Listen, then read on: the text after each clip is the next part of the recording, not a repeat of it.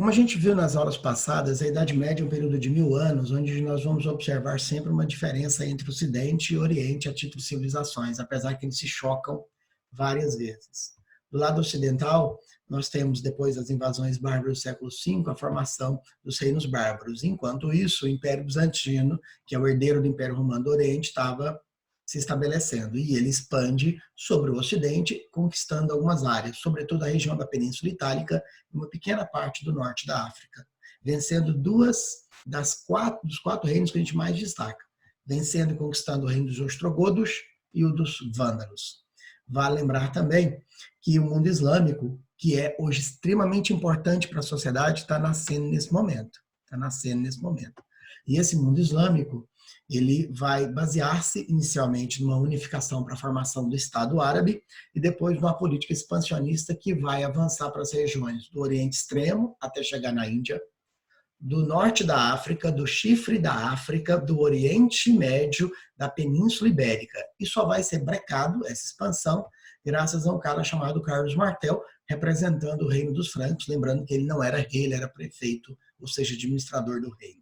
Depois surge a dinastia dos Carolíngios, cujo governo de Carlos Magno vai lançar as bases do feudalismo, que é a mistura de valores romanos, como, por exemplo, o clientelismo e o colonato, com valores germânicos, sobretudo comitatus.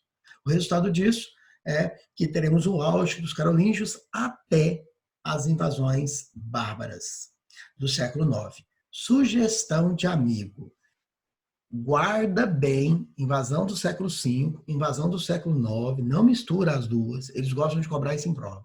A do século V, os bárbaros são os germânicos, e estes derrubaram, acabaram o Império Romano do Ocidente. Peguinha de vestibular. Qual é a única instituição no Ocidente do Império Romano que sobreviveu às invasões bárbaras? Acho que todo mundo sabe a resposta. Não é o Senado, não é o Exército, não é o governo, não é o Império, não é o território.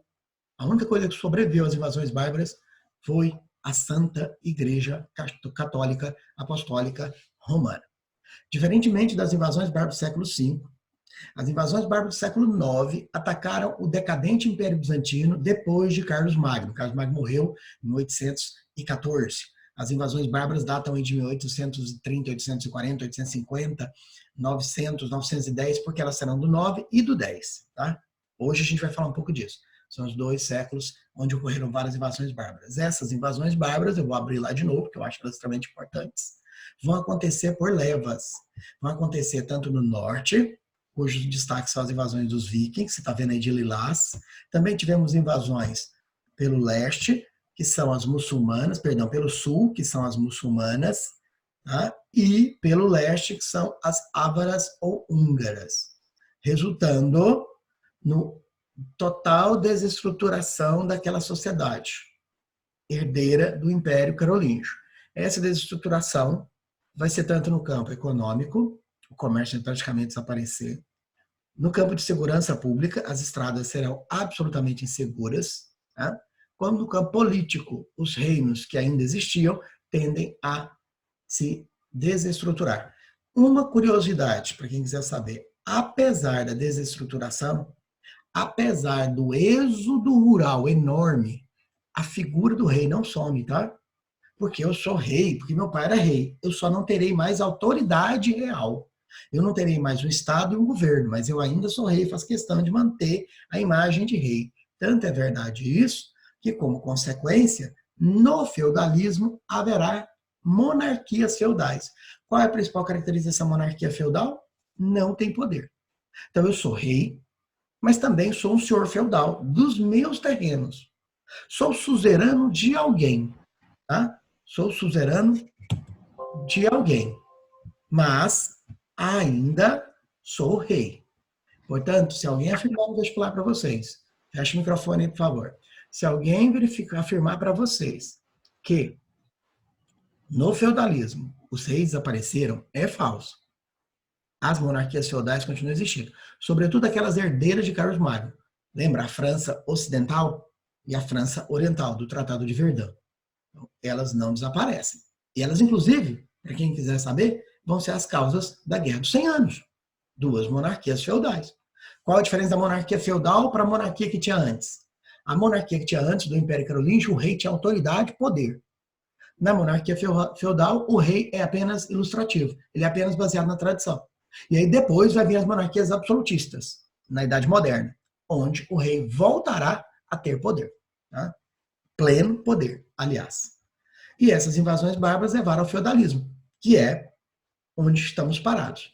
Neste mundo feudal, como vimos na aula passada, as relações horizontais e verticais serão marcadas, sendo que essas relações serão homologadas pela Igreja Católica, por meio de um juramento perante aos membros da Igreja. Portanto, quebrar qualquer desses acordos, por exemplo, um vassalo não cumprir sua obrigação para com o suzerano, ou um servo abandonar a servidão, porque ela é horrível, ela é exploratória, e fugir, é mais do que apenas quebrar um tratado entre homens. É quebrar um tratado com Deus. E por isso, a igreja é a grande sustentadora do feudalismo, tá? Ela é a grande sustentadora das relações feudais. E também será uma senhora feudal, porque ela terá muitas teses, e nessas teses as relações entre suzerano e vassalo, entre senhor, que no caso seria a administração da igreja, e os seus servos, sempre vai existir. E na aula passada, eu parei falando para você das obrigações vassalares. Eu volto hoje nas obrigações servis, cuja probabilidade numa prova é maior, tá? É bem maior do que obrigações vassalares, até porque a obrigação vassalar, que você tem que lembrar, é auxílio militar. É só auxílio militar. Quando o suzerano entrava em guerra, os outros entravam junto. Já as obrigações servis são um pouco mais complicadas. Entre as obrigações servis, a gente vai destacar algumas. Gente, isso aqui é uma lista. Isso aqui parece nós no Brasil de hoje, só pagando imposto. E você vai dividir para mim essas obrigações em dois tipos. Lembrando, eu sou um servo, vivo nas terras do meu senhor. Ele separou uma pequena área para mim, onde eu vou plantar, e tudo que eu plantar ali é meu, não é do senhor. Aquela área, chamada manso servil, é uma área separada para a minha família. E lá o que eu plantar é meu. Então eu vou lá e colho. Eu também trabalho nas terras do senhor, que é o mansorial. Eu trabalho lá 3 dias por semana. Então, como servo, eu e minha família temos que passar 3 dias de cada semana trabalhando nas terras do senhor. Esta obrigação não é uma obrigação de pagar tributo, é uma obrigação de pagar trabalho. 7 dias da semana, 3 eu trabalho para o senhor. Nome dessa obrigação, que cai muito, corvéia. Talvez uma das obrigações mais conhecidas da história da Idade Média. Todo servo é obrigado a trabalhar 3 dias por semana nas terras do senhor. E toda a produção gerada pela corvéia vai para o castelo. Essa é deles, tá? Essa é dos nobres. Nenhum grão da minha aveia que eu plantei ali no manso senhorial pode ser usado para minha alimentação. É 100% do senhor. Então, esse é um imposto de trabalho. Eu trabalho na terra do cara, e essas terras, obviamente, serão as melhores, as terras mais férteis, as terras mais seguras, né? E eu trabalhei. Além desse trabalho, tem outros impostos que são em cima do meu manso. Aí vamos separar? Eu tenho o manso servil. O manso servil tem uma área onde eu e minha família plantamos para poder nos alimentar, sobreviver. Trabalho geralmente 3 dias da semana no meu manso. Então, vamos recapitular. 3 dias da semana eu trabalho no manso senhorial, 3 dias da semana eu trabalho no manso servil. São 7 dias da semana. Você deve ter pensado, e no sétimo ele descansa. Isso aqui não é Bíblia. No sétimo dia, os servos trabalham para a igreja. Então, a igreja católica era uma grande senhora feudal em vários sentidos. Até porque todos os servos do mundo feudal deviam para a igreja um dia de trabalho por semana. Esse dia podia ser feito várias coisas. A igreja podia decidir o que fazer com ele, inclusive colocar ele para trabalhar na própria lavoura dele, e parte do que ele plantou vai ficar para a igreja. Ou, por exemplo, ajudar a reformar, construir uma catedral, uma capela, o que seja. Ou até mesmo, isso era extremamente comum, por exemplo, nos casos dos mosteiros, você, servo daquela região onde o mosteiro dominava, trabalhava para plantar para os mosteiros, numa espécie de manso dos mosteiros, ou da paróquia. Então, o servo trabalhava 7 dias por semana, todos os 365 dias do ano. Este era o mundo servil. Quando que ele vai descansar? Pós-morte. Essa era a ideia. Tá? Esse meu trabalho, agora vamos voltar. No Manser e Servil, onde eu plantava e colhia o meu produto, beleza. Aí eu colhi, não colhi?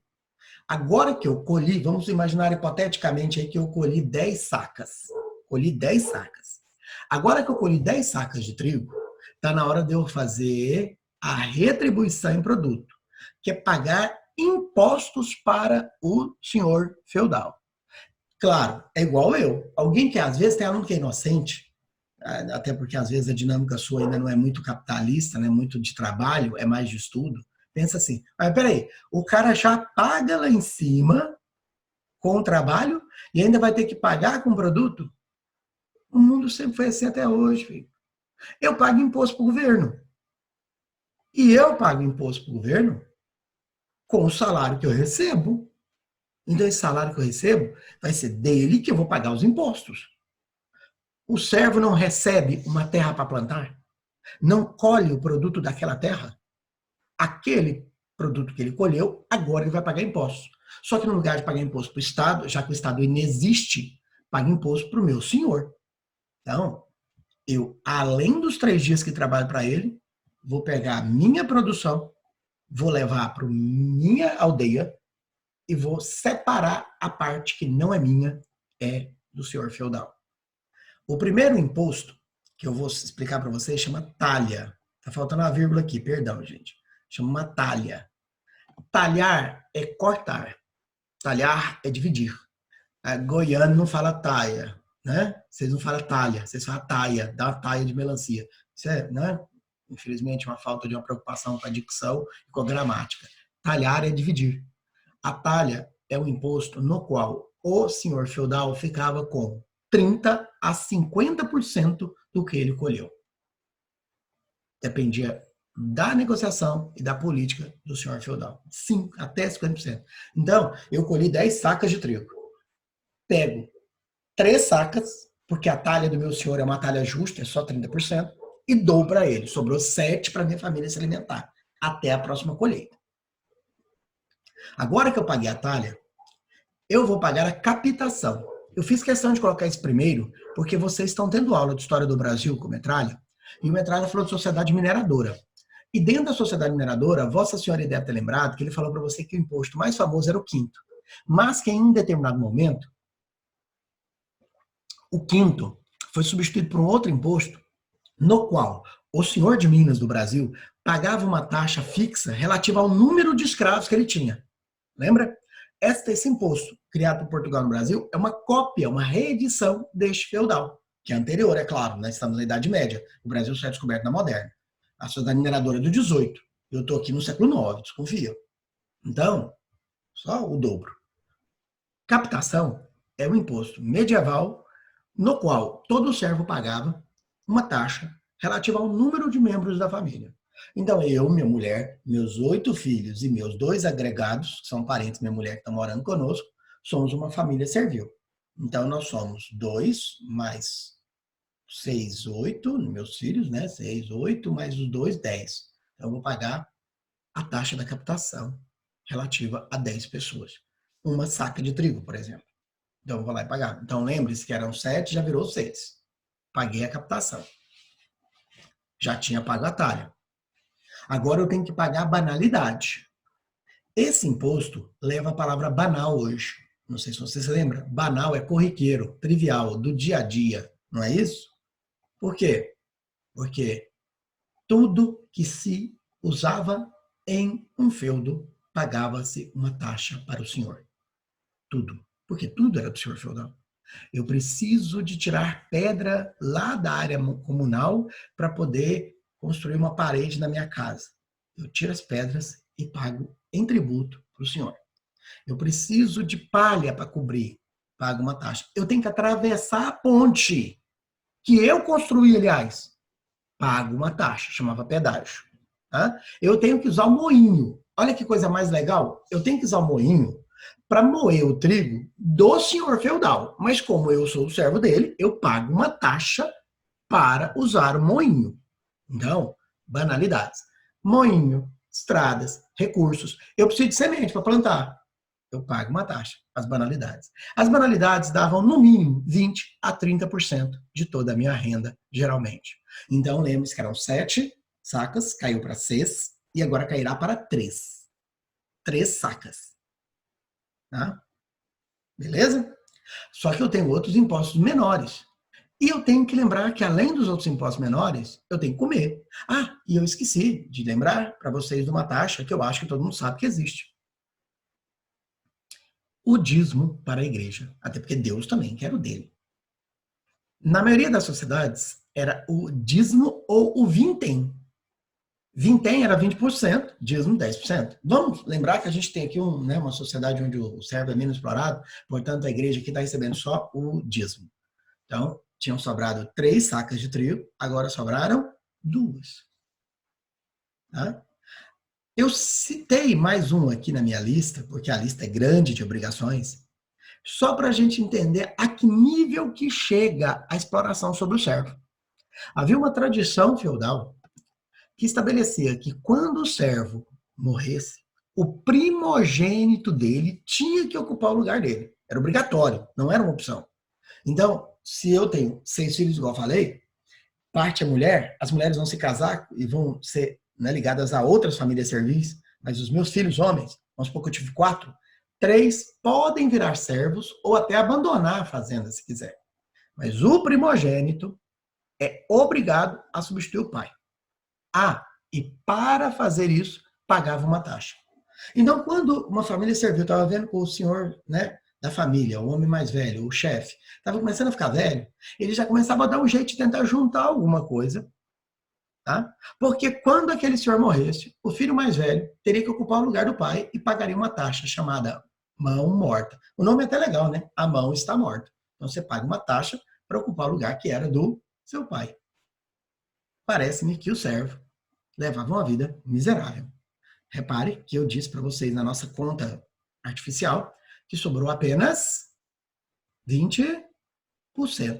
Portanto, a vida do servo era no limite da fome e da miséria. E claro que uma sociedade no limite da fome e da miséria, no limite mesmo da fome e da miséria, pode muito bem levar a sublevações. Pode muito bem levar a revolta. Chega uma hora que talvez aquela família servil pense assim, eu não suporto mais. A fome está aplacando. Mas aí eu tenho que fazer 2 comentários importantes para vocês. Primeiro, quem é que manipulava esse servo? Não tem outra palavra para usar. E tentava convencer ele de que ele tinha que aceitar aquilo. A igreja. A igreja. Eu sei que vocês já têm aula de filosofia e sociologia. Portanto, eu sei que vocês já chegaram na teologia e na filosofia medieval. E nessa filosofia medieval, o homem mais importante da época que estamos estudando é Santo Agostinho. E eu espero que você se lembre que Santo Agostinho vai liderar um movimento teológico, vai virar patrística, que pregava a ideia da predestinação para a salvação, não é? Santo Agostinho escreveu o livro A Cidade de Deus. Então, se você aceitar o seu destino na terra, você herdará o reino dos céus. Esse era o raciocínio de Santo Agostinho, né? Esse era o raciocínio de Santo Agostinho. Veja bem, a igreja usava da teologia agostiniana, da predestinação, que vigorou na Idade Média católica entre os séculos 5 e 9, perdão, 5 e 11, repetindo, 5 e 11, para convencer o servo de que se ele se rebelasse contra as injustiças que ele estava sofrendo, contra a exploração, contra a ganância do Senhor, ele não estava se rebelando contra o sistema, ele estava se rebelando contra Deus. Tá? Contra Deus. E, portanto, a ideologia católica da patrística era sustentadora das relações feudais e garantidora da exploração sobre o servo. É óbvio que uma pessoa inteligente pode dizer, mas será que não teve nenhum grupo de servo que chegou uma hora que falou que não dá mais e que explodiu numa rebelião? Sim. E é por isso que, geralmente, todos os feudos, sobretudo os grandes, sempre tinham, perto da aldeia servil, uma fortificação de cavaleiros. Teoricamente, na teoria, qual era a função daqueles cavaleiros do senhor feudal que estavam ali do lado da aldeia? Garantir que a obrigação do senhor feudal seja cumprida. E espero que Vossa Senhoria se lembre que a principal obrigação do senhor feudal é dar proteção ao servo. Só que, já que o cavaleiro está lá, ele não só protege o servo, ele domina o servo e garante que esse servo fique subordinado aos nobres. Sabe, eu sei que vai ser difícil de acreditar, mas no passado, forças ostensivas de segurança, que a gente hoje chamaria de polícia, os cavaleiros eram isso, né, para os senhores feudais, tinham a obrigação de proteger, manter a ordem, mas também de reprimir qualquer rebelião ao sistema. No passado, a polícia muitas vezes mais batia do que protegia. Não é igual hoje, que a gente se sente 100% seguro com o sistema de segurança pública de um país igual ao Brasil. No passado, ele era muito mais para dominar e manter o sistema do que para proteger. Tá? Bom, eu espero que você, depois de tudo que eu explanei, tenha lembrado de qual frase eu estou tentando brincar com ela aqui com vocês. Os servos levam a vida miserável no limite da fome e da exploração. E o que garante que ele fique subordinado é a igreja e é o cavaleiro. O cavaleiro é representado por uma espada, a igreja é representada por uma cruz. Daí a expressão famosa. Ele está entre a cruz e a espada. Tá? E esse mundo feudal tem algumas estruturas básicas que eu preciso ter certeza que você enxergou elas. Vamos a elas para encerrar feudalismo. Essas estruturas básicas. Primeiro, é preciso aceitar esses 4 elementos básicos do feudalismo. Chamamos de mundo feudal a sociedade europeia que tinha como base a agricultura, busca da autossuficiência, portanto, cada feudo tende a produzir tudo que precisa, inclusive vestimenta rústica de lã, por isso o comércio quase não existe e não tem necessidade de moeda. A moeda vai literalmente desaparecer na maioria das regiões do Ocidente. Só lembrando que lá do lado de lá, você tem mundo árabe e Império Bizantino, onde o comércio está bombando do mesmo jeito, onde as cidades são cada vez maiores, as cidades estão desaparecendo ou apequenando no Ocidente. De novo, um descompasso entre o Oriente e o Ocidente. Tá? E, curiosamente, para quem não reparou, pela mesma razão, invasões bárbaras. Invasões bárbaras, só que de bárbaros diferentes. Tá? Além disso, uma segunda coisa que eu quero que você entenda é que feudo, que a gente está aqui se referindo, que é o sistema de trocas, o principal deles é o benefício, que é a terra, tá? Que é a doação de terra, onde você então vira aquele senhor de terras com a sua gleba e seus servos. Tá? E esse feudo, no sentido de benefício, é sempre dividido em 3 estruturas básicas que estão aí para você. O manso senhorial, que são as terras do senhor, o manso servil e o manso comunal. Lembrando que o manso comunal é a área que, teoricamente, o senhor é dono dela, mas que ele deixa para usufruto de todo mundo. Para usufruto de todo mundo. Uma curiosidade, no manso senhorial, além dos castelos das melhores terras, vai ter sempre uma floresta. Tá? Porque a caça, na Idade Média feudal, é exclusiva da nobreza, é direito só dos nobres. Portanto, a base alimentar dos servos é praticamente carboidrato. Tá? E o mundo servil, com sua vila, suas estruturas. E vamos lembrar que essa sociedade é estamental, não há muita mobilidade, só pode ser definido o nascimento, com uma única exceção importante. Servir a Deus. Eu sou filho de um servo, não sou primogênito. E acabei indo para o mosteiro para minha vida voltasse para Deus. Nesse caso, eu saio do primeiro, eu saio do terceiro estado e vou para o primeiro. Só que se eu sou filho de um servo e vou para o mosteiro, eu vou ser sempre aquele cara de baixo escalão. Muito difícil de eu ascender até a administração do mosteiro, porque havia uma hierarquia dentro da igreja. Filho de nobre que ia para a igreja acabava virando abade, acaba virando cardeal, arcebispo. Filho de pobre que vai para a igreja acaba virando monge ou padre. Eles tinham realmente uma hierarquia para beneficiar as famílias mais poderosas na igreja. Tá? Como a gente já falou em aulas passadas, suzerania, vassalagem, senhor e serva, que a gente está fazendo a revisão e fechando e amarrando todas as arestas, é algo muito importante, mas muito importante. Tá? Dentro desta sociedade hierárquica, os primeiros é o clero,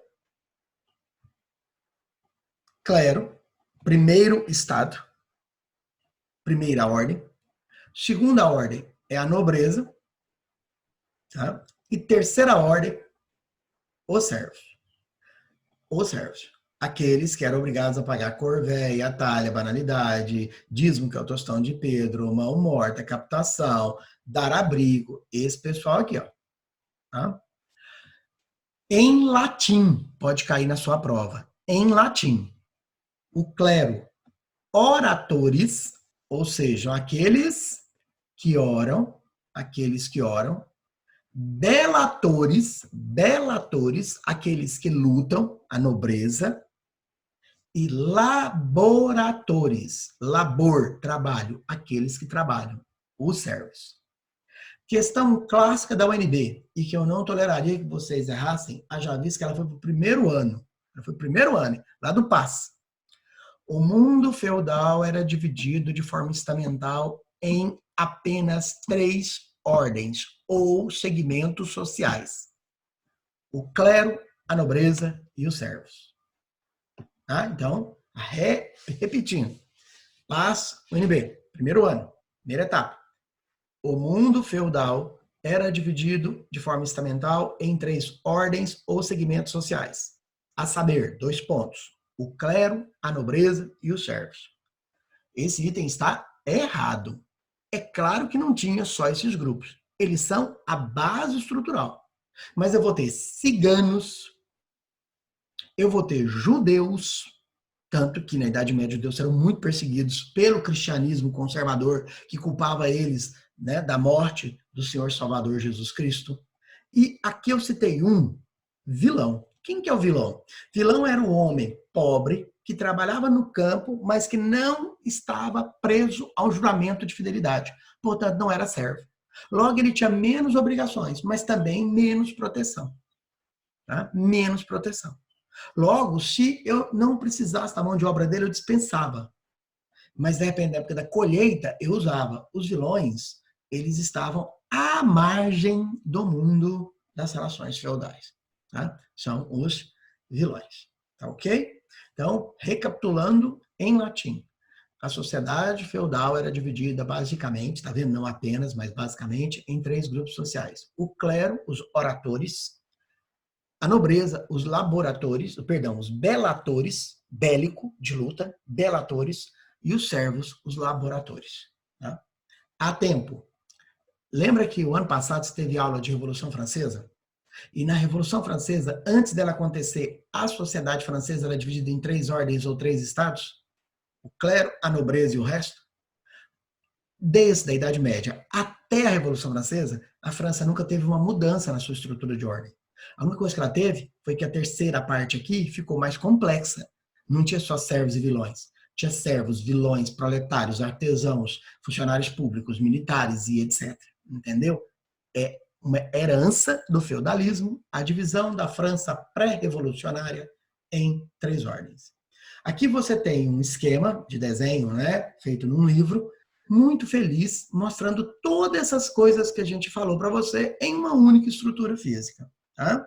Você tem áreas de plantio do manso servil, manso senhorial, moinho, castelo, né? Bosque, onde só eu posso caçar, por isso é adjacente ao castelo. Tá? Sempre no castelo vai ter uma capela, ou você vai ter uma capela aqui.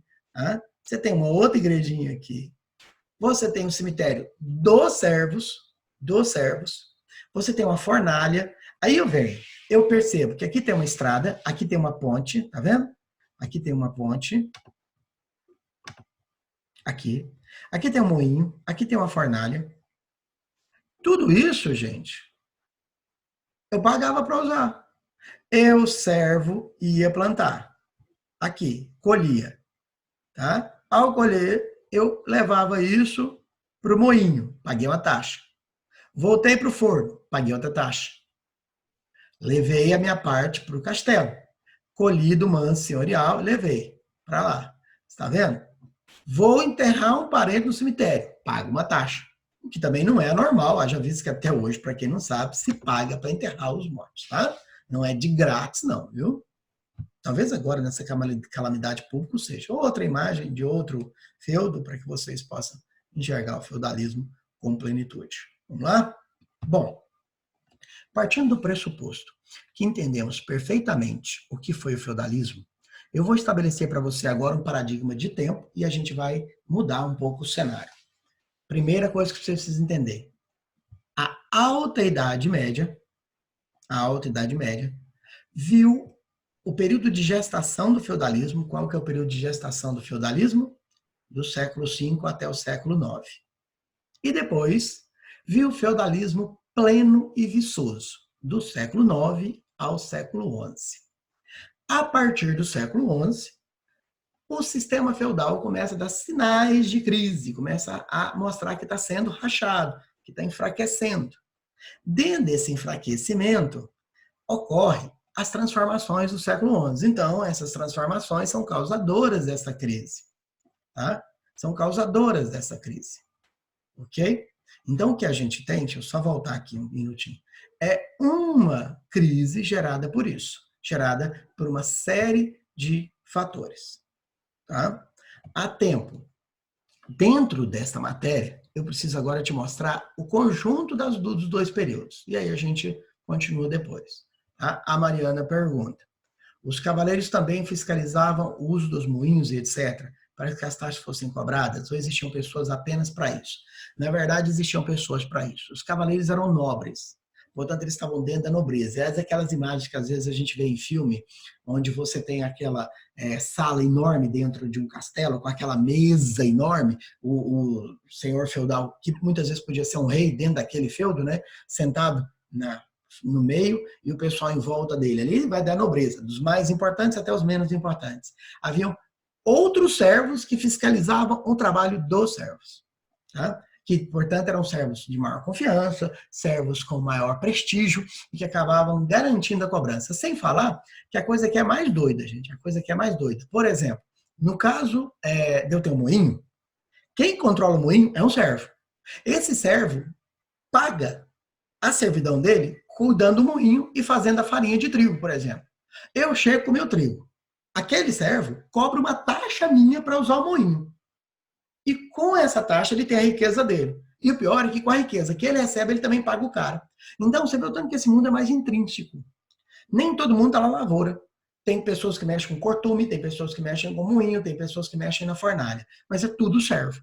Todo mundo na mesma dinâmica da servidão. Só que alguns, em vez de pagar com trabalho lá no manso senhorial, pagam com trabalho no for, pagam com trabalho no moinho. Tá? Bom, eu preciso fechar essa nossa primeira atividade para entrar na segunda, que é a crise do feudalismo, fazendo uma afirmação que é extremamente importante que vocês entendam. É o encerramento de hoje. A Alta Idade Média é marcada por duas invasões.